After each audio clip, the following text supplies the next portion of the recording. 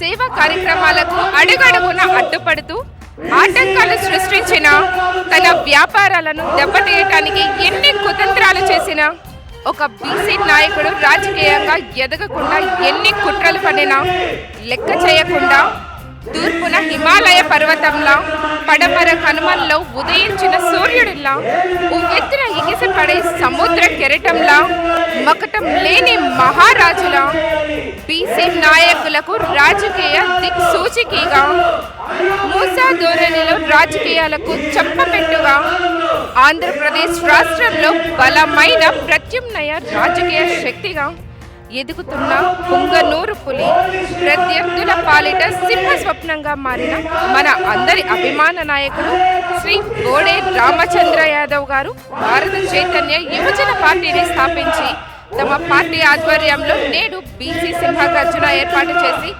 లక్షలాది బీసీ నాయకులను ప్రజలను ఏకతాటిపైన తీసుకువస్తూ ఏర్పాటు చేసిన బీసీ సింహగర్జన సభలో జన ప్రపంచం చూస్తున్నాం.